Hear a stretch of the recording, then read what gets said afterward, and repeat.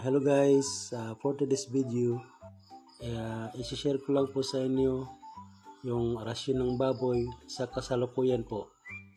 290 per kilo na po siya. Tatawag po natin siyang unstable kasi magdidepende yan sa availability ng baboy.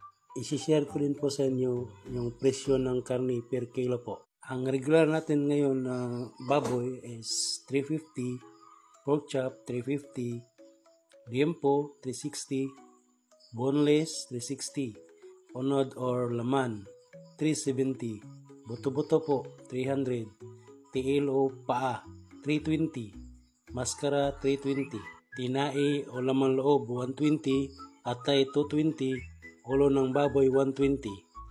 Hanggang dito na lang po. Thank you for watching guys. Paalam.